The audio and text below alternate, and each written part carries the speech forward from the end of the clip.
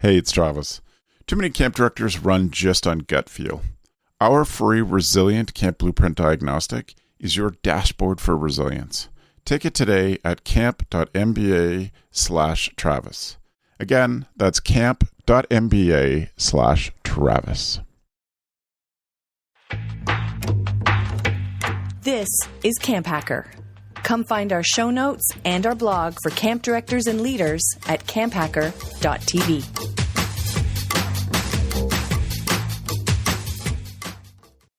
Good day and welcome to our podcast. This is CampHacker episode 112, recorded on the 14th of February, 2019. On today's show, what inspires you to be a better camp pro?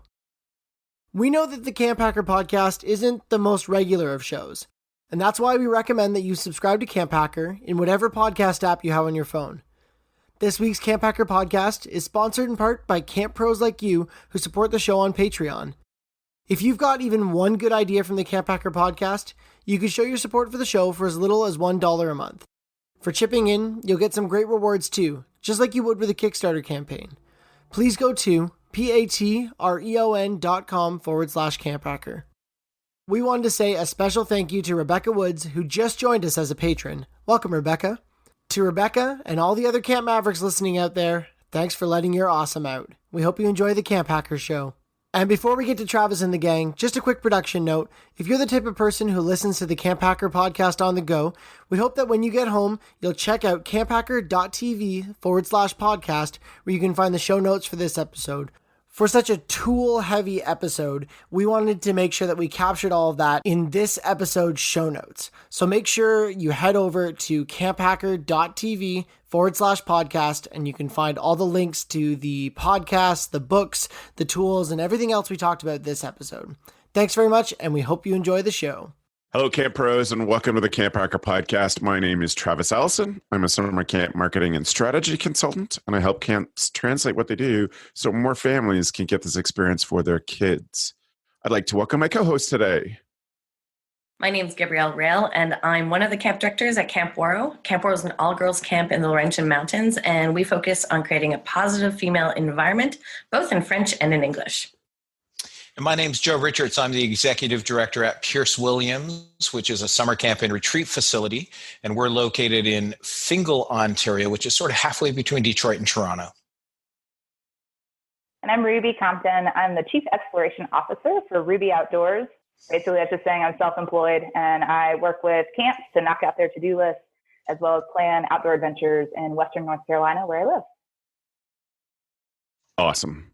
Thank you all for being here. In particular, thanks to Ruby, who many of you know from our Designing Staff training course and the Be Best Boss Ever Masterclass, and probably even more specifically from her work at Camp Code with Gab and Beth.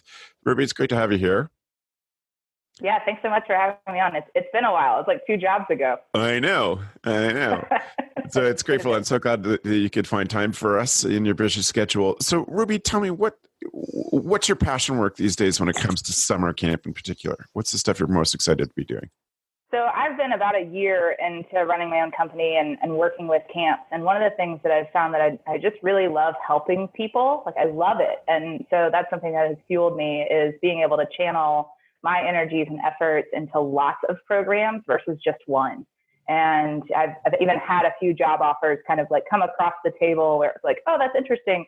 No, I'm really passionate about continuing to help lots of camps, and just, you know, who better to be able to call and get some help from than another camp director. So we can change the world, I'm pretty sure. So I love just being able to jump in and be that yes person when folks are feeling stressed or don't know what the solution is. And I can be like, no, look, I'll come lifeguard for 2 hours while you figure out what you're going to do about your waterfront breakfast. Yeah. Cool. Like, let me just pop in there and you don't have to worry about it. And when I hear camp directors say, it's just so nice to see you walk in the door because I know everything's going to be okay. It's a lot of fun. That's awesome. Well, we're so grateful to have you here, Ruby. It's a true pleasure, and it's nice. Today we're thinking about a topic at a point that's probably, if not the most stressful point of the year. I think we're sort of at like 8/10 of the most stressful part of the year, and that the most stressful part of the year is either now or shortly coming. And sometimes it's hard to remember what why you do what you do, what keeps you going. And so we really wanted to devote this article today to finding hope, to find the things that help each of our co-hosts get through tough times, and also just the inspiration to push each other a little bit further and push ourselves a little bit further, not each other. I mean, of course, the network is the best part for pushing each other, but just pushing ourselves to do a bit better, to take a deep breath and do it again. One of the interesting things about being a longtime camp pro is that every year you're doing the same thing over and over again. So you have this awesome opportunity to tweak it and get better every year. And that's incredibly rare in a job, that you basically get a fresh start every year.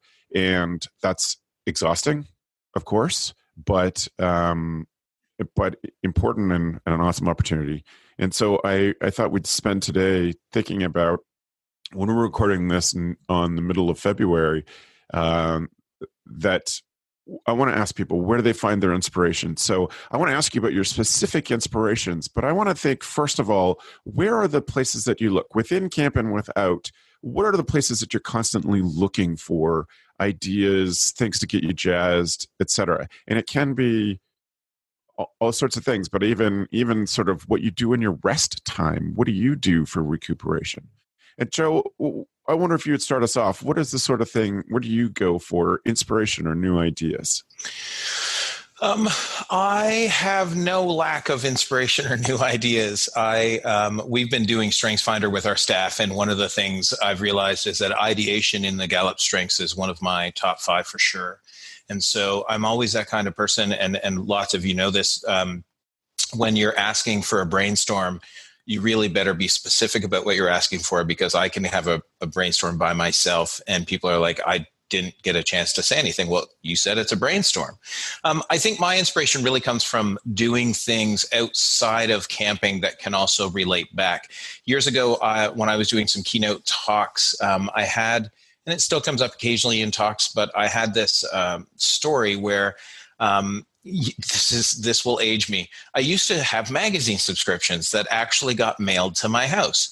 And for whatever reason, there was a time when Rolling Stone magazine would arrive in my mailbox, and the same day each month, Discover magazine would arrive in my mailbox, which are two very, very different things. But in my mind, it made sense to read widely. And that's one of my inspirations, is just reading widely and not being stuck only on camper behaviors, or stuck on only summer camp and only going to camp conferences.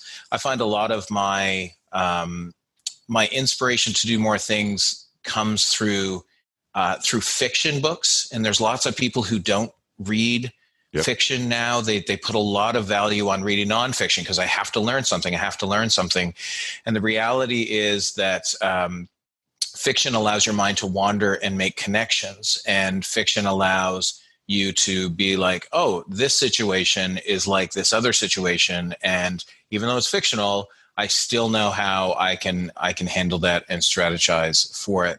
And so a lot of mine is reading online.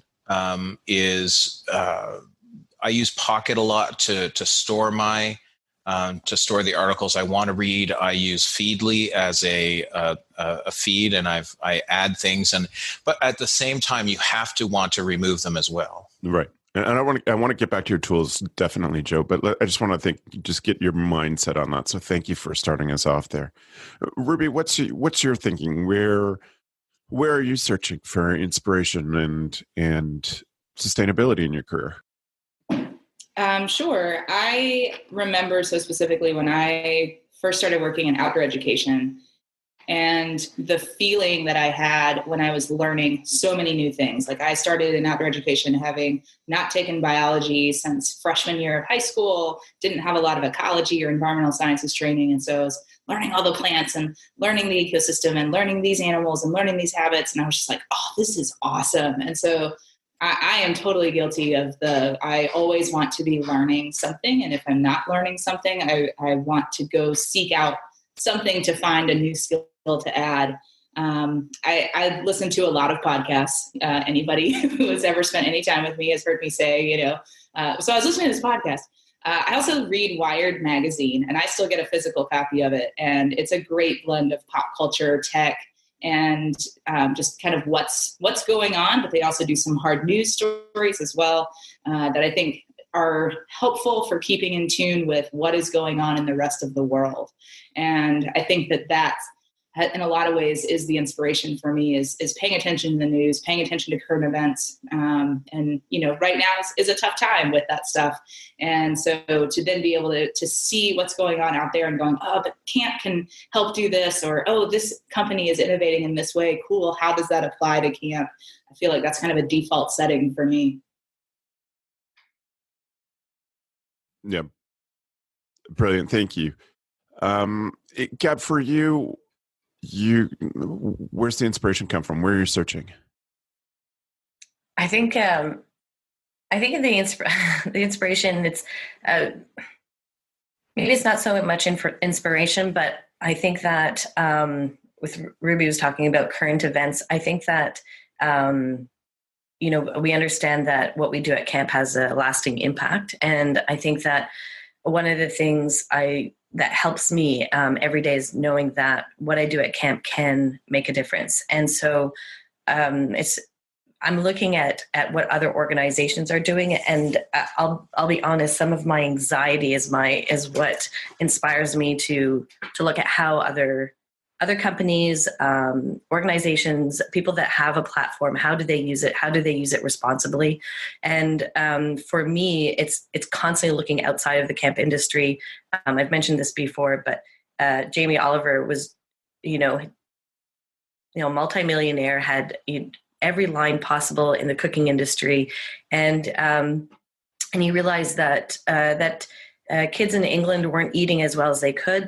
That obesity was going up, that families were starving in malnutrition, and he took it upon himself and educated himself. How can he help adjust this? And he documented it, and he made some mistakes along the way, and he did some great things along the way. But he understood that he had a platform and that he had a responsibility. And for me, those are the type of things that I find inspiring. It feels like we're not doing it by ourselves. So how can we learn from those individuals? How can we emulate it? But I follow feeds like on Instagram, Representation Matters, because of them, looking at how communities lift each other up and understand communities that are not necessarily part of my community, just so I'm better educated. But my inspirations really comes from a little bit of an anxiety of we need to do better, and how can I have a platform at camp, so what can I do and how can I be responsible while implementing some of those changes? Yeah, and it's an intimidating idea, but I think it's one of the great, responsibility, obviously, but one of the great opportunities of what we do is that we can have a real effect on people. We can have an effect on young adults, and we can have an effect on kids as well. We can have an effect on families in lots of ways, sending kids back with different ideas. And I think the camp movement, helped spread a lot of environmentalism into the home in the past, and a lot of work on quality has come out of the camp movement and come into the home from that way. So that's pretty great part of our job, yet intimidating. And it's exciting. It's not, and I said anxiety, but the what helps me get through it is that those opportunities and those possibilities, and working with my staff and asking them what we want to focus on, and the buy-in on our staff and our campers is so high. But just even teaching people how to be kinder to each other and listen to each other, it just feels like such an important role that we have, and can really make a difference. And I think for me, that's what's inspiring. That's what's exciting, that possibility within our jobs that we can do that really gets me going in the morning. Awesome. I think part of the other thing is this inspiration can happen being a more local camp, where a lot of our campers are local and their parents are local. I made the specific point just the other day, I needed to get my oil changed. And I know I have a previous staff member who manages at like one of the quick oil places in town, who I fired many years ago. but has come back to me since then and said that that was one of the best things that had happened because it was a kick in the seat of the pants. And his daughter comes to camp, and I didn't chat with him for a long time at the oil place, but I just said, "Hey, how is Ellison doing?" Now, he doesn't need to know that I had to look up Ellison's name on the way to the oil place, but like that story goes home and is powerful because you're spreading the inspiration not only to him, but to his daughter who thinks, wow, like Joe knew who I was. I think inspiration, I like the anxiety piece, and I've gotten way far off of social media because I think that this deep thinking piece is also important, right? Once we put those things together, be it the local news or I think the deep thinking piece for me is certainly where I get some of that inspiration. I just want to pick up on that one thing, Joe. Like you're saying, like he didn't know that I looked her up, but to me, I mean, if we want a parent to understand that their kid's important enough, if that parent knew that even that you took the time to look that up, I think that that's a level of intention that you wouldn't get in other industries. And I often think back to Indian Summer with the Uncle Lou trick of looking at the name tag in the back of the shirt, or which is a trick I'm sure every camp counselor or camp director has used at some point when there are just so many faces. But I think that that's a level of intentionality you just don't find in other places. Certainly, I think you find it in other people that work with kids and young teens, but it's something special about what we do that you would take the time to do that. But I think sometimes we as an industry are too navel gazing. We look at there's tons of people who only focus on camp, and they believe, younger people and older people, but they believe that the only focus is camp. Right. So I only need to think about camp. I only need to think about camp. And the reality is we're limiting ourselves because looking for what's ahead, what's next, what will make camp continue on for the next 120 years is really the key to longevity. And that's when you asked at the beginning, Travis, this idea of what keeps you inspired to do what you do all the time. It's really this, that I'm looking for what's next. I have a very unique situation where I can, as long as I don't mess up, I can try and experiment with those what's next things. And hopefully, we as industry professionals and the four of us sitting on this podcast are certainly well respected by some, not respected by others, and that's totally fine.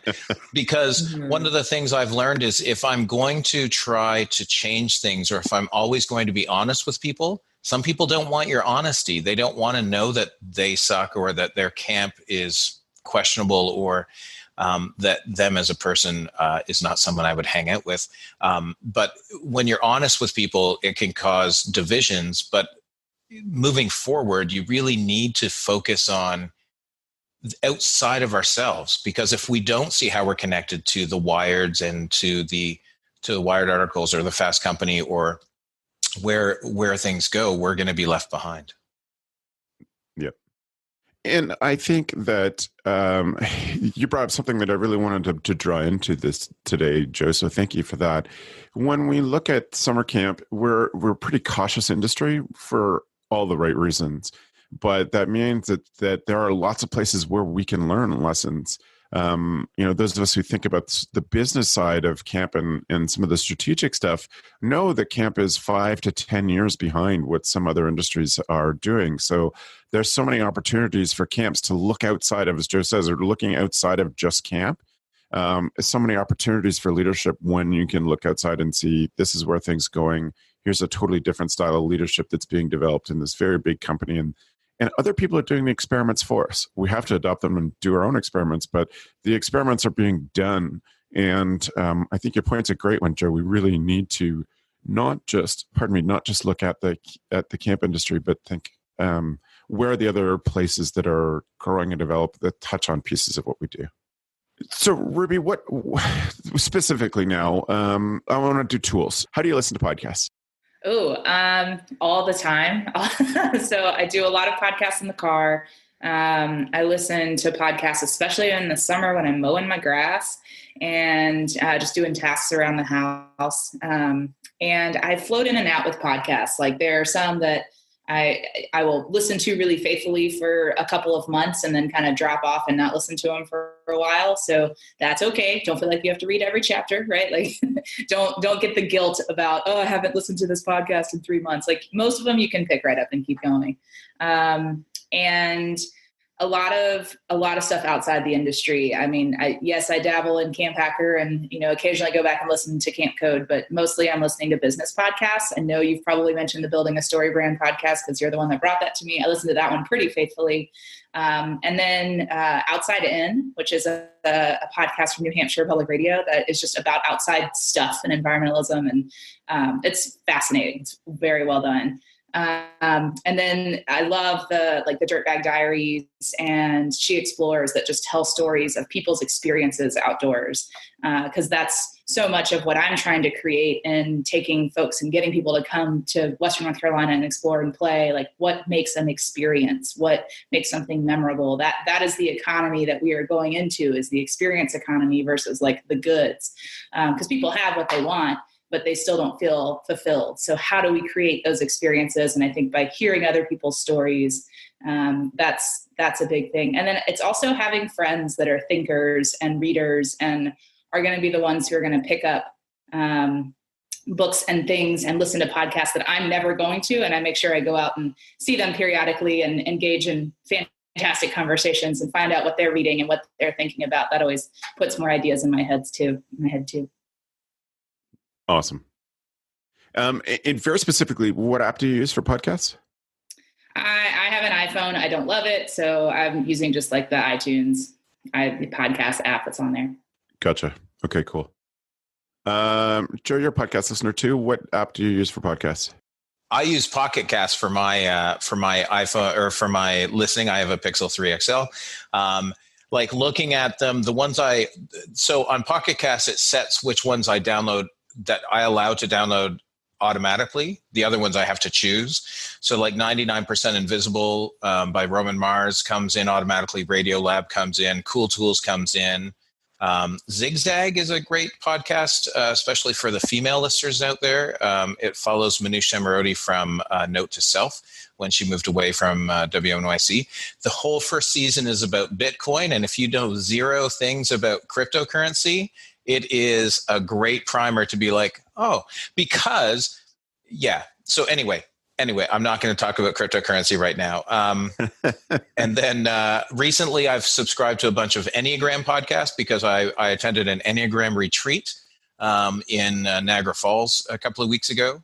And yeah, I have like the Daily by New York Times, but I only download them when I'm interested in the topic they're going to discuss. And I have Keto podcast because I've been eating keto for over a year now. So that is the app I use. And I have that app's been on my phone for a while. I used to use a different one. Yeah. I love Pocket Casts too. It might be one you can get on Apple, Ruby. I like it because it allows me to pick stuff. So if I just want to listen to the news, in the morning, I just get up and hit play all of the news and then just listen to as much of those as I can. I try to pull in some different sources. And I also like it because it'll allow me to keep only certain numbers of shows from a particular thing. So I have, I don't need the hourly CBC News. I don't need 24 of them before I listen again in the morning. I only need one, so it'll drop out the old ones and replace it with the new ones. And some shows I like to have like 2 or 3 of them around just for when I'm in a particular mood for that one. I don't need to, catch up all the way on all those things. So the other part to this is all of those news shows, so be it a CNN Minute or Fast Company or anything that's a short, really time span, I actually use the Google Assistant for that. And so I would say, hey, Google, play me the news, which is about to happen. And so then it has Sports Center and CBC News and yeah, I'll just mute that. And a BBC Minute and Fast Company. And so that updates, Travis. So I get the latest news if I want to listen to it. I don't go here first. In the mornings, though, I should. Cool. It just gives people a couple of podcasts, and since we're on the topic, I have been listening to Planet Money. It took me a long time to get into Planet Money. I know lots of people have been into it for a really long time. I listened to The Turnaround by Jesse Thorne, which only comes out really sporadically, but it talks about interview skills and has been fascinating as a podcaster and someone who's interested in doing some interviewing stuff. I think You're Interesting is a cool one. I like interview shows more and more these days. The Ezra Klein show I get a lot out of these days. And those are sort of some of the things that I think help stretch me. I'm also into 99% Invisible, Invisibilia, Code Switch, Nancy, the Waves podcast, stuff like that, just for some perspective stretching things.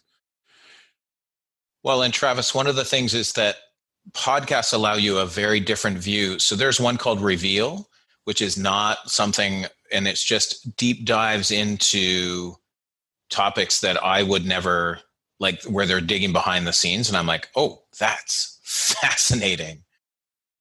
Right. Gab, do you listen to podcasts at all? I do. I like a friend's suggest podcasts for me, and I really enjoy that because then I know it's like a book.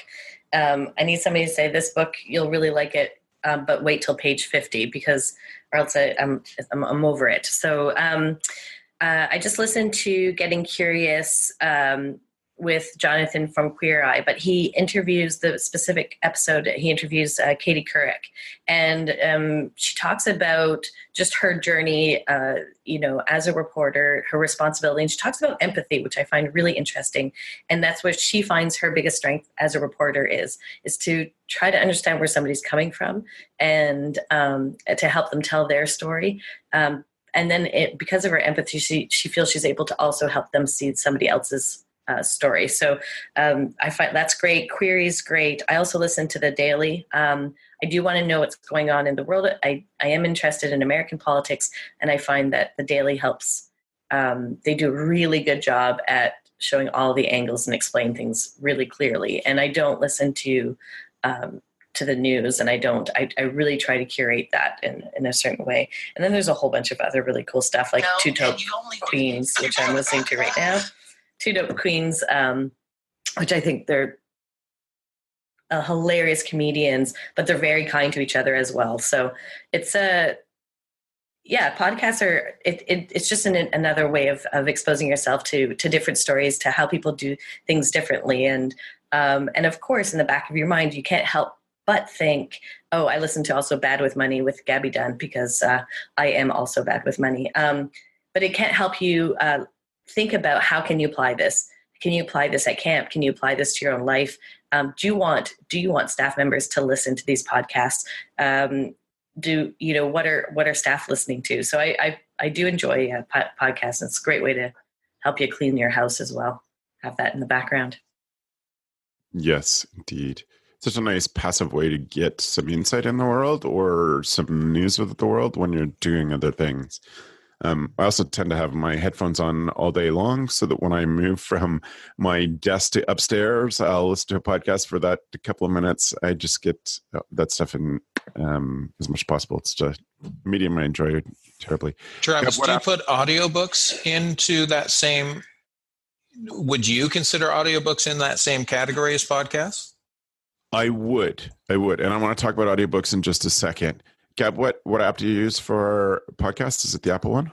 Yeah, straight up podcast on Apple. But I want to change because I feel like it doesn't curate it the way I want to, and it goes backwards instead of forwards. So when you're done a show, it'll go to the previous show instead of the next show, and I don't like that. Yeah, gotcha. I find it annoying. So, Gab, do you ever listen to books? All the time. I love Audible, and I say that's how I read. That's my only way of reading. I do buy books, and I find it interesting that I still buy books because I don't read books. I think I'm romantic about books. I'm like, oh, I'm going to have this book. I'm going to, in bed, curl up and read this book. And that just never happened. So I do listen to Audible, and I'm trying to think of all the books that I'm listening to right now. But there's one, Mating Within Captivity. Esther, can't remember her last name. Perel? Yes, Esther Perel. So there's podcasts with Esther Perel.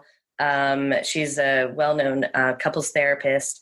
And it's really about relationships. And I'm currently not in a relationship. And so what I'm saying is that it applies in the sense of understanding how people, their perspective and how complex we all are, and trying to understand each other. And she does a brilliant job of facilitating conversation. And as an individual, she has quite an interesting past life and why she chooses to help people with love. And her partner, actually, he's a psychiatrist, and he deals with people that live with trauma. And so she says that he deals with pain and she deals with pleasure. But she's a phenomenal lady, and I'm loving what she has to say right now. That's sort of my top pick at the moment. Great, thank you so much. Joe, you want to talk about audiobooks? Yeah, I was just wondering because I use Audible as well, but I've also started using Libby, which is my local library's online system. So you can get digital books to read, like a Kindle, on the Libby app. And then my Matt Iskis, our producer, recommended Boys Adrift, and I was like, man, I could get that on Audible, or I could see if Libby has it as an audiobook, and sure enough, they do, right? So it was great. I love listening to a variety of books as I drive or as I do, like woodworking is great, because as long as I can focus, because saws are dangerous, as long as I can focus, I love listening to podcasts or books when I'm doing that. The one thing I've done a deep dive into almost all of Neil Gaiman's audiobooks, because he reads his own audiobooks, which is fascinating to hear him. He's so great at it. And he also has a nonfiction book of essays and talks that he's given at graduations, and it is amazing to read amazing to listen to and read how he equates the lack of reading nonfiction to problems in our education system, right? The idea that we're taking too much from a just need to know. And Boys Adrift, which I just started yesterday, goes over the same thing. The fact that we're putting too much emphasis on knowledge instead of on experiential, like actually doing stuff. So I love audiobooks. Audible and Libby are the ones I use. Very cool. How about you, Ruby? I'm going to be the odd one out. I do not listen to audiobooks. They just do not connect with me. And as we've been talking, I'm curious, did y'all read as a child? It was like, that's something you enjoyed? Like, would you opt to go pick up a book and curl up and read for hours? For sure. 4 hours. Lord of the Rings, done all 3 books in less than 3 days. Yeah. I think if reading for you was easier, that's insane. That is insane. I had mono, so I had nothing else to do. I had 0 other things to do. Aren't you sleepy during mono? Not like on day 6, right? Like you've slept for 20 hours a day, and then you're like, I can't get up and do anything, and there's no internet to keep you entertained, and it's all daytime talk show TV in the 90s. Yeah. So, Gab, you were saying? Oh, I was saying, it's just because of my learning difference that I can't read. I can't absorb the information that way. So I will read the same paragraph over and over and over again. And when I was a kid, I did read. I tried to read some philosophy books, which I took from the library that wasn't checked out since 1970 something. And I loved it, but for me, it's like a portal to the information I never had as a kid, basically. But if I could read like that, I would definitely. Okay, so great. The theory I had is totally debunked, which was I was like, well, maybe for me, I love curling up with a book. And I remember when I was a senior in college and I had a lighter course load. And so I was finally able to read for pleasure again. And it was like, oh, this is amazing. So I think that's a piece of it. Like, I really love the physical, picking up the book, reading through it, curling up in a corner, sitting in a place and doing it. I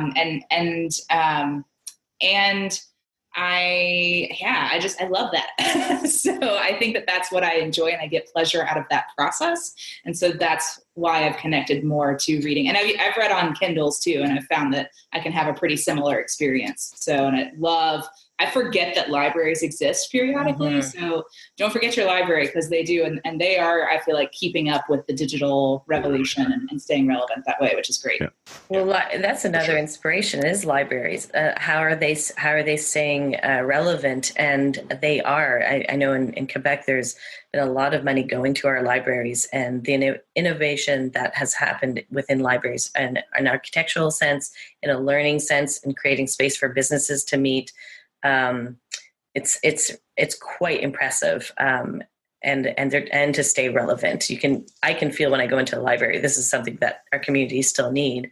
And I think that back to the reading aspect, and maybe this is more for Travis and Joe, but I feel I love, it's going to sound weird, but I love being around people that are actually physically reading. So if you're reading in a chair, Ruby, I would just want to just sort of sit close because I feel the energy shifts in a person when they read. And I like to just paint during that time, or just, it helps me keep calm. Whereas if I'm listening to an audio book or a podcast, the energy feels different to me. But I don't know if Travis or Joe, if that's something that changes for you, if you feel you're in the same mindset when you're listening to when you're actually reading. Well, for me, audiobooks, I have a hard time reading business books or learning through audiobooks. Not because I don't enjoy the medium or not because it doesn't catch for me, but sometimes I just don't find it relaxing. And I feel like I need to be taking notes. Whereas if I was reading a business book, I could be scribbling in it. And books are not holy to me. I dog ear them, I scribble on them. Like that makes them useful to me going forward. So I can't... I have a hard time doing that. And there's certain podcasts that I've had to just give up because they're too useful, that they're more stress inducing than they are giving me, slow knowledge that I can ponder. And Storybrand is one of those podcasts. I have to come out in pieces because I need to be at a spot where I can take notes or really think through the thing. It's not a casual cut the grass and listen to 7 Storybrands, because each one of them I'm like, oh man, so many good ideas. I want to take note of those. So I do get that same relaxation listening to novels. It can put me into that same kind of zone quite easily, and make other things that are not relaxing. So I think I find some of that. So I think that audiobooks recently have turned into short story audiobooks because they're a much less... so Neil Gaiman has a whole bunch of collections of short stories that are great. And his stuff is easy to follow, even if it's not a short story. Like Ursula K. Le Guin on audio is awesome to listen to as well. So I have no issues. And I do feel like if I can do woodworking while I'm doing that, both of those things relax me, except for the anxiety producing of a table saw blade. 10 fingers, people. Can't wait until the time I come and I'm like, I only have 9. No. And I think that there is a portion. So I do try to start my day a couple of times a week with sitting and reading a physical thing, be it a book or be it on my phone or on my Kindle, but literally sitting with a cup of tea on the couch with nothing else on, because that does give you a different sense. My wife, Jen, does it all the time. She reads what I call mindless books, but that is her thing. But she can also burn through a book in, like 5 hours and just be done books. And she will sit for hours and just get absorbed in that. And it is, when she's reading, you want to be quiet. Right? Like it does change the effect in the house, because our kids are more quiet, and I'm like, I don't want to disturb her because she looks happy, and if she's happy, then I'm happy. It's Valentine's Day, everybody, so that's a good thing. Happy Valentine's. So we've touched on some of these things. Actually, I'm going to come to that later. What are some of the campy things that, Ruby, you touched on some of the podcasts you listen to that are outdoorsy, but I'm curious if people know camp inspiration, where they look at, what they do to sustain themselves or be inspired to do more. What are the things?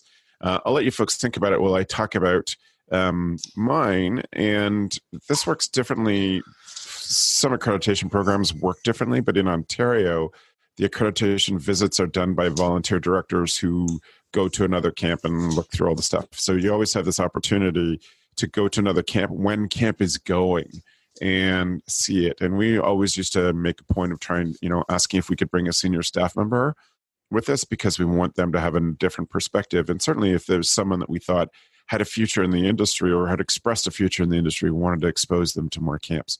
That for me was always a big inspiration. Like some people solving the same problems that we're struggling with, it just like boom, they have a solution.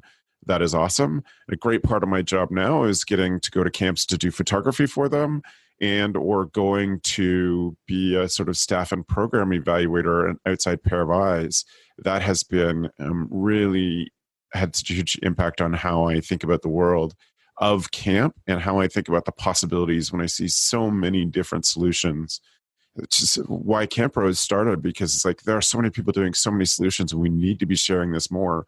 People are eager to be sharing and eager to be absorbing some of these things. So that's why that's important. So I would say Summer Camp Professionals on Facebook, it is a fire hose of information. I get that, but that's valuable if you're good at searching and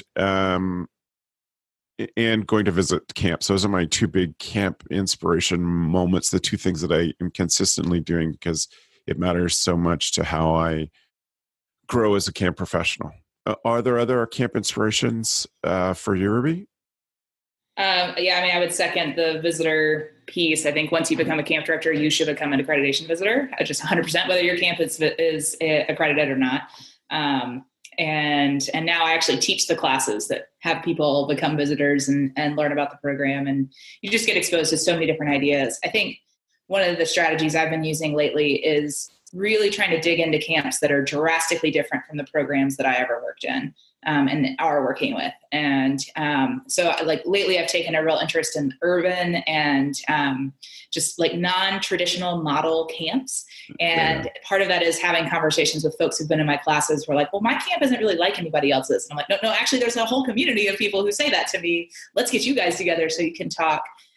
Because what is needed to train a child who is entering this world, like, yeah, they need to know how to navigate public transit and they need to know how to visit a museum. And I think that skill is equally as valuable as how to start a fire or put up a tent. And so how cool that we have folks that have figured that out and are doing that. So I think taking opportunities to not only look at camps that are similar to yours, doing similar programming in the same area, but taking time to look at camps that are very, very different. Maybe even some camps that you're like, I don't know if that's a camp. Like, do they get to call themselves a camp? I think you need to go check into that because they're probably doing something really well that you haven't thought of, you aren't doing, and maybe even closing yourself off to certain populations because you're not in tune with what they're doing. Perfect. Thank you. How about you, Gab?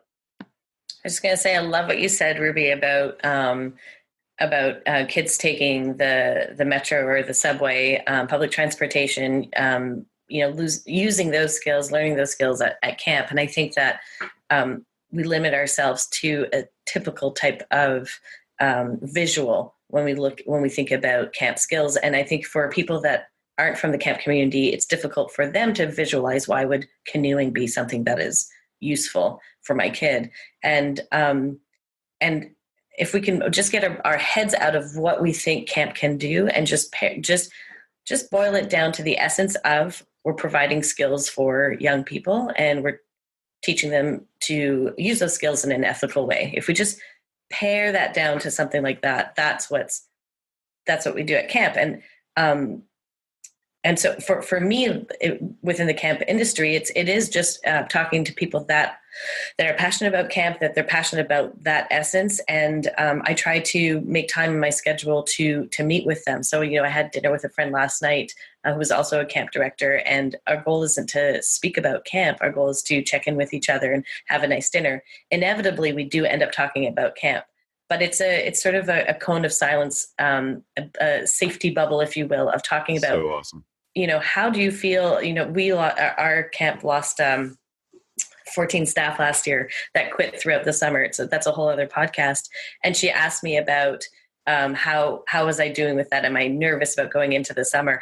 And I totally forgot about that we lost those 14 staff members. And she laughed and she was like, she's like, I think camp's like childbirth. Like you just don't remember the horrible, and it's what allows you to keep going forward. And just having somebody understand that and understand how tough that might have been, as much and so much so that I blocked it out, and ask me about how, what am I doing to prepare for this summer, and her sharing her story about when she lost a bunch of staff and how did that happen and what did that do to her, is so helpful.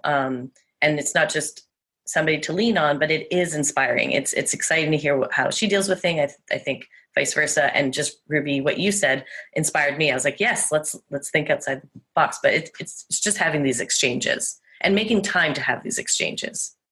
And a resource that I am only like just getting into the world of is the International Camping Fellowship, like the ICF, and my trip to Mongolia to see like, oh, these are kids who are being raised outdoors. So when they come to camp, they want to be in dorms, like that is an escape. That is where you create these different experiences for them, was a total mind shift adjustment for me. So that's a resource that, truthfully, and I'll say as an American, like I was like, oh yeah, okay, international camping, that's over there. Like, I think we've got what we need. And then just dabbling my toe in it, my eyes have been open to so many different ideas and methods. And yet this really cool thing where you're like, oh my gosh, we're all doing the same thing everywhere. So cool. 100%. The ICF is a great form of information and inspiration. And talk about a group of people that have a common goal but do it differently, and what we can use and how we can adapt that within our own organizations is, just a quick example, just in Venezuela, a camp director approached a large company and offered that company as a bonus to their staff members, their kids to go to summer camp for X amount of weeks during the summer, and as a business plan. And it was so popular that he couldn't fill all his spots, were all filled. So he had to get neighboring camps to do the same things. And for these companies, this was very useful because, like us, what do kids do during the summer? And this is helpful for parents to know that their kids are going to a place where they're growing and learning. And that model just blew my mind. I just heard him talk about it over dinner, saying this is what we've done and this is how we've done it and this is how we grew. And he was helping the community out. It was absolutely beautiful. And I thought, wow, we really have a lot to learn from each other. What do you think, Joseph? I think that what you said about camp visits for your association are great, and that was a real starting point for me. This podcast has been an eye-opener. When we first started, which seems like a long, long time ago, we had some guests that really opened up this idea 9 years ago, Joe. 9 years. Yeah. We've basically been through 10 summers together as a team. Oh, so sweet. Happy Valentine's Day. Yes. And so one of the things I've done with my education funds is I have toured camps. I don't just go and visit them. Ruby was great enough. Was that 4 years ago, maybe? Yeah, 3 years ago. She actually has she would have the itinerary on her computer as well. But myself and Ika went down to North Carolina and toured some North Carolina and South Carolina camps. And the year before that, we'd been at Ferncliff with David and toured camps in Arkansas. And part of this started with the idea that I went to Australia on my sabbatical in 2013 and did 15 different outdoor ed / summer camps across Australia. And it really is so much better for me to do that than sit at a conference and listen to people talk. Because it's eye-opening and it forces connections to me, and that keeps me motivated to see somebody else doing something. You're like, is that site-specific, or can I do that? Or how can I bring this back? And sometimes it's small things. Last night we were at the London Camp Fair here in Ontario, which was very sparsely attended due to weather, but great people came through. And the one camp, Circle R, was talking about building a beach volleyball court. And I said, hey, Camp Henry in Point Pelee Provincial Park has a great, they put 4x4s in in Big O pipe to delineate where the sand is versus where the grass is. And I was like, that's brilliant. And so it's those small things. And I had a picture on my phone. And so those visits and actually making it, doing your own sort of support group. So this afternoon, I have a phone call with a couple of other gentlemen who are camp people or were recently camp people. And just to talk about where we're at. And because that stress, it can affect you. Camp sneaks up on me every year, right? I've been doing this for how many years? And like June comes around and you're like, how did this happen again? Like I thought that I had made notes last year to say I should do all of these things in December. But I think seeing other people, going to camp conferences and networking. So in Ontario, the Society of Camp Directors is part of this as well, right? That I don't need to drive 2.5 hours to Toronto 2 times a year, but I get to see people that I wouldn't normally get to see. And I get to chat with people and talk about things that they understand that a lot of people don't understand who aren't in our business. Excellent. Thank you. So my final question on this is, what is the thing you do for fun when you need to put camp out of your brain? Joe? Sometimes I play with explosive things or light big fires. Things that cause you to think. So I own 7 potato cannons because you can never get the design of a potato cannon quite right. And I have different barrels for my potato cannons so that I can fire things like bottles of liquid. Full bottles of liquid can go a full 300-400 feet if you, and then there's compressed air cannons versus lighting cannons. I do that for fun.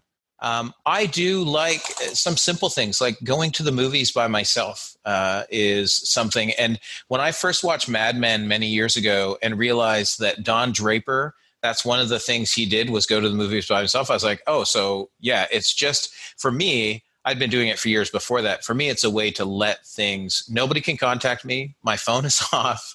But my mind can still work through things in story. And this is, once again, the power of fiction over just nonfiction. What else do I do for fun? Yeah. That's good. Those are some great ideas for people. How about for you, Ruby? I'm trying not to be so cliche, but I go outside, do various things. Geocaching is one of them. And nice. Yeah. Something I used to do a ton of. And then I moved to Western North Carolina where there's so many other things to do that it kind of fell out of that habit. But then recently went out again and was like, oh, this is so fun. I love this. So that's definitely something I do. Joe, you said go to the movies. Like, yeah, take myself on dates. It's great. Like I get to do what I want, choose what I want. It's awesome. Just like watching YouTube videos to help me do house projects. It takes a lot of focus for me. I'm not as crafty and handy minded as other folks on this podcast might be. So it takes a lot of work. It's so funny. I mean, a lot of people use YouTube for lots of things. And I think YouTube is actually one of my big inspirations that I didn't think to mention. Just people who are very creative and thoughtful and great at teaching, so passionate about teaching on YouTube. I was at the car dealership today to get a funny little part that's fiddly to put on. It's just a rear wiper blade on a Toyota car. And they're like, you bring it in, I'll do it for you. It's like, in my head, I was like, isn't that what YouTube's for? Like, I can do this. I just have to watch YouTube. And that's a lot of my life. It's like, I know the answer to this is on YouTube somewhere. So I would say that my things I do always involves building or creating. That's my biggest release. I draw. It's something I made myself do. I draw a portrait for my wife every year in the holidays. She has a little book that I gave her when we first got married. And that's a creative outlet that I love, but I have to force myself to do it. I know that I'm a pretty good drawer, but portraits are the hard part. So I made myself do that because it's stretchy for me. But I love building stuff. It's fun. when I'm at conferences and I have my wooden name tag that I made on a scroll saw, people are like, hey, that name tag's so cool. And then they're always so surprised that I designed it and made it. And I think as a camp director, you have to find time for hobbies like that. And I didn't take as much time for that when I was a camp director. I had other little hobbies that I could fit in, but that's fun to make things, Lego things and wooden things like that. Those are places that give me energy and help me just build up myself to take on other big hard tasks. Yeah, Travis, and I would like to give a shout out to Mark Cooper was a big inspiration for me because Mark Cooper has been on the podcast, does art, and then I started playing with recently. In the past couple of years, I've moved to starting to play with some art stuff. I don't see the piece in the background of Gab's, but I know she owns a piece of original. It's in my cabin, hanging up above the fireplace. Just so that if it burns, it's going to burn well. But this idea that you are just doing something for there's no real outcome, right? You're not making something to sell. You're just playing with art, right? And that is a different thing altogether. Just relaxing. Yeah. Yeah. Gab, what are your go-tos for shutting off, building yourself up, stretching yourself? I like what Joe said. I think not having an end result in mind is what's really nice. And I think that I'm very, very, and a lot of us are very end result driven. How is this going to affect this? How am I going to deal with that? And taking a break from no end result is really helpful. So I also like I like using water paints because they're so forgiving because they're messy. I like going to museums. I do like going to to movies, but I think it's maybe just having that space and that time and saying, what do I feel like doing right now? And that's something that I'm training myself to do, is not, this is what I should do. I should go to the museum, or it's more like, here's my space and what do I feel like? And then of course that also applies to carving out longer periods of time to take a vacation. And if you own your own business, you can always just keep working and working and working. And I had a work weekend this weekend, and one of my staff members, who's an engineer, she was quote unquote took vacation, and the amount of times her work phone just kept blowing up, and her just basically turning it off. And she told me about her boss who went on a cruise vacation with their family, and how he was on the phone the entire time, and how she found that so depressing.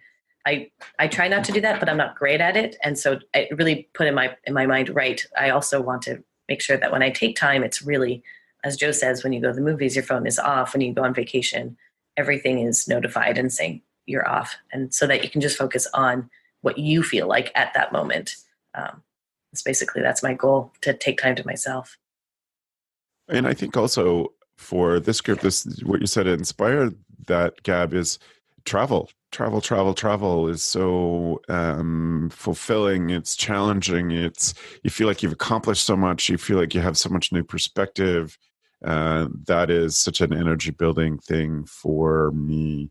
I certainly love a day here and there to just watch Netflix all day. But the things that I find most inspiring and recharging are those moments of getting out in the world and seeing new things and learning. We've all said over and over again, we get energy from learning. And I think that's a cool perspective to have as a camp leader. You have to keep learning to keep relevant. And if you can enjoy it, then that makes it a lot better. And I think in this modern world, if you can't find a way to enjoy learning, you're just not trying hard enough. There's so many different options. I don't mean that as a cuss. I just mean there are just different ways to learn now that weren't available just 10 years ago, that so many cool things to do. And I think it's if you're not interested in learning, it's asking yourself, why is that?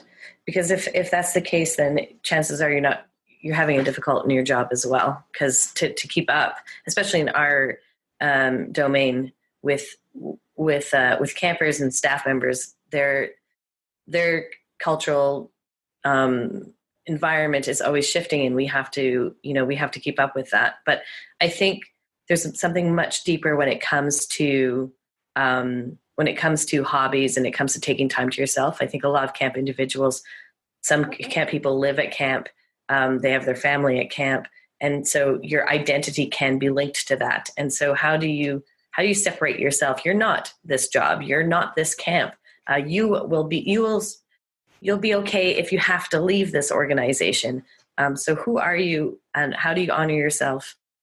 How do you take time to yourself, and how do you separate yourself from the job? Because it is a job. It's not a relationship. It's not part of who you are. It's something that you care about, but that can shift. So having these other aspects helps you think about your job and think about if is this right for you? Is this,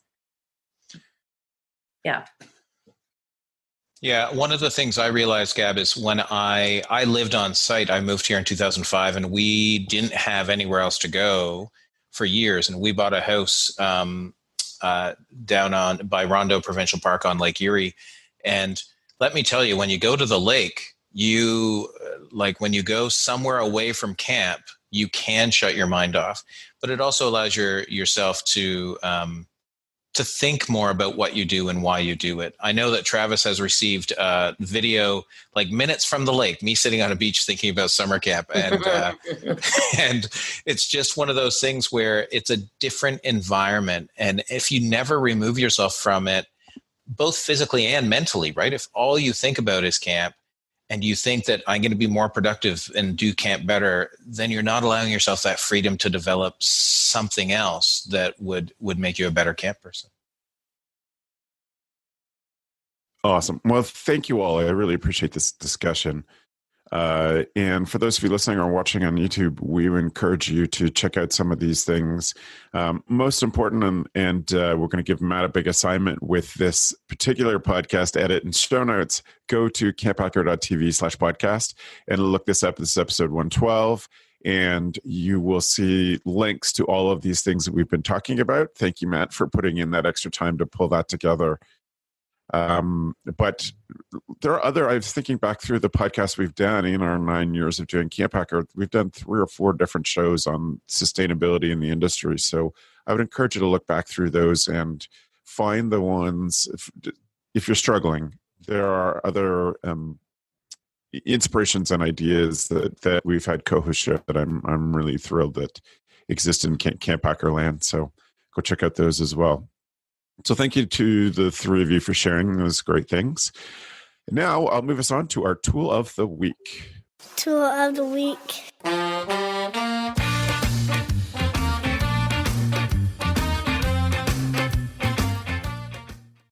So if you happen to catch this as the first time, if you're a first-time CampHacker listener, our tool of the week is something that we ask our co-host to bring to this that makes them a better camp director. Feel like we've done a whole episode, not on tools, but on things that make you a better camp director.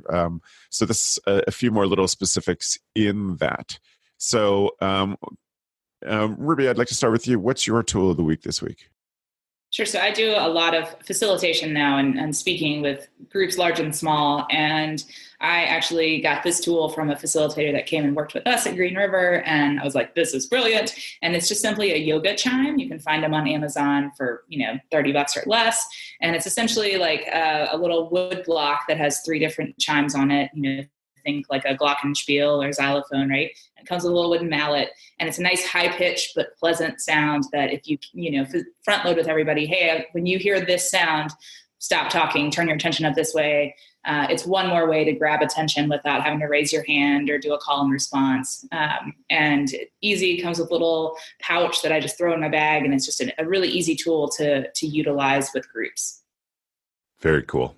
Thank you, Ruby. Mm-hmm. Joe, what's your tool? My tool is the time timer. I'm just going to show everyone who's watching. So the time timer is a time clock that counts down time. So I use it especially in doing trainings with groups. And so when I say you have 5 minutes to do this, this is a 12-inch time timer you're seeing on the screen. They sell them in smaller sizes. I literally move the red to 5 minutes, and then it counts down. So at the end of 5 minutes, 3 beeps go off, and then you go on. Because we often, as facilitators, say you have 5 minutes, and then it ends up being 10 minutes. Or 50. or 50 minutes. And so the time timers here, you can buy them on Amazon. There's a wide variety of them. This is the one that I have. I have a set of 3 of these: a 12, an 8-inch, and a 3-inch. I actually use them on my. Both myself and Iskis have them on our desks, so that if we're doing a Pomodoro, I don't hear the tick tick tick of a kitchen timer. Instead, this just slowly goes away and then beeps at me at the end. And this is a travel version. Like, reminds me of those old travel alarm clocks that just fold up and go from there. So the time timer is my tool as both a facilitator and to keep me focused. Because you might have picked up in this podcast, I have an inability to focus. Thank you for your giggle, Gab. Thank you, Joe. Gab, what's your tool? My tool is it's called the Noun Project, and it's their slogan is "Icons for Everything," and they have almost 2 million curated icons, really clean, nicely done icons. It's free. Of course, you can pay for it if you want to use it in print material. But often I get from people asking me, how did I create my presentations for for when I'm a speaker on Keynote and et cetera. And a lot of times I use the Noun Project. So if you're trying to spice up a brochure or look a little bit more professional on Instagram, I use this program because the Noun Project, because they're great. Have some really great material there. And cool stuff to add into your staff training presentations to spice them up too. Just use some images in creative ways there instead of just being super text heavy presentations for staff training. That's right. Really, really clean and easy images. And a lot of times when I'm creating my own presentations and I'm looking for images, it's what helps me keep my thoughts organized, because you don't want to bombard people with a lot of text. So how can you find images that represent that? Helps me keep my message also succinct, which is good for my staff. Yep. Yeah. Awesome. Thank you, Gab. My tool is the Wyze camera, WYZE. It is a home security camera. They're interior cameras that have some outdoor solutions. It could maybe be used for live streaming if you wanted to have here's the here's the bus circle in the campfire or the flag at our camp and in winter. But it also solved this problem that I tried so hard to solve in the internet's infancy that I could finally solve today. I wanted at camp for days when there's no one on site, I wanted there to be a motion sensor that would email me a picture of the license plate of every vehicle that drove on site in case something happened. I'd have this record, and I could never pull it together in an inexpensive way that we could afford. And so this Wyze camera starts at $25 American. They have this pen zoom one that'll turn around, it'll look up and down, that is $35 American. So super cheap way. You don't have to pay a monthly service for them to store the video. You can put a card in there and it'll store days of video. You can set it to just record when it detects motion or when it just detects a sound. If you're away, it will email you when your smoke alarms go off or your CO alarms go off in your house. For that price, I was just stunned at the quality of it and how great it is. Beth and I have been playing around with, in the 24 hours I had one installed in our front window just to look at our door, and playing around with looking at all the funny things that it catches, including last night in the middle of the night, a spider went right in front of the lens. It looked like a spider the size of a city, but in the middle of the night, this spider just fell down in front of the lens, and it was so close to the lens, it covered the whole thing. It was like, whoa, holy cow, look at that. I'm sure it's just a tiny, tiny little spider, but so many possibilities. So cool. Live streaming is one thing. I'm uncomfortable with live streaming when there's kids in there, but I love the idea of live streaming when there's not kids there, or you want to be able to check in on a view from camp if you can't get there for a few days. It would be a great tool.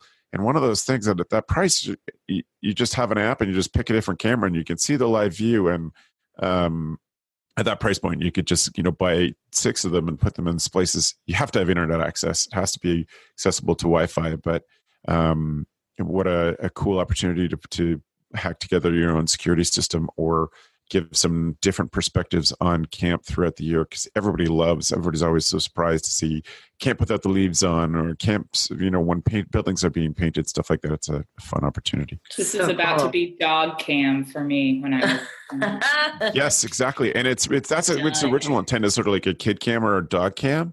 And on the site, they have a series of videos of dogs behaving badly, taken caught on the cameras, and cats too. Nice. But and a surprising number of pictures of black bears, videos of black bears, and the mischief they get into. If I had this security system set up at camp like I wanted, I could have had a picture of the black bear that tore the whole utility room off the front of my house to get to the garbage when I had been away for 10 days. And it pulled off a whole wall and pulled all the garbage out. How awesome would it be to have that picture of that nuisance bear? Is that how you convinced Beth, saying, Beth, if we would have had this, we could have had this footage? Well, I'll tell you that this camera falls below the purchase threshold. You have to have a conversation with Beth about it. That threshold's not particularly high in our family. No. Deservedly so. I will spend every day of the week, I'll buy new tools, but if this falls below that threshold. So she up and yesterday getting ready for designing staff training, and she's like, "What are you giggling about?" I was like, "Look at this thing on my phone." She's like, "That's the front window." I know. So if you have a boss or a board who sets a spending threshold beyond which you have to have permission, then that threshold is $5,000. So right, but you have earned that threshold too. So you've earned it. Yeah, I'm buying a lot of cameras. Just put them all up. We're gonna do like slow-mo shots, like the Matrix, set up with Waze cameras. Yeah, right. So cool. Yeah, we're going to become a production studio. There you go. You just have a whole bank of all the images. Yeah, that's fun. Anyway, well, I thank you all. It's been a great discussion. We've gone a bit longer than I anticipated today, so thank you all for sticking around on this Thursday morning. If people want to get in touch with you, Joe, how can they follow up with you? They can follow up with me in 2 ways. They can see camp and everything we do here at Pierce Williams at campisbetter.com. Life is good, camp is better. And they can find me. The best way is through the website, yoyojoe.com. I have some social media stuff, but I have been off it for a while. So just yoyojoe.com, and you can get contact stuff there. Thanks for sharing today, Joe.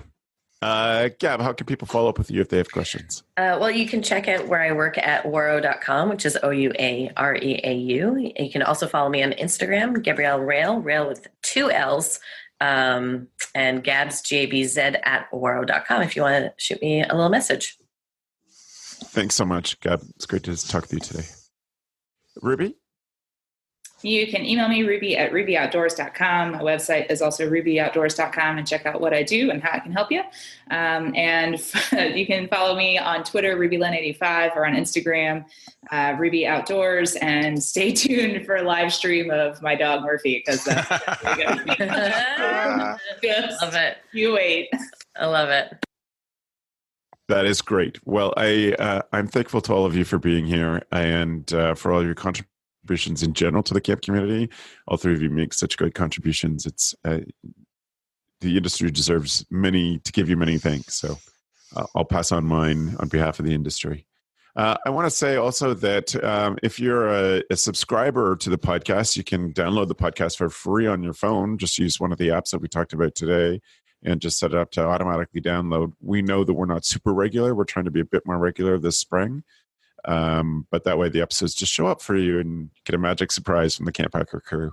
I want to acknowledge Oliver and Matt, who've been doing the First Class Counselor insert into the CampHacker feed.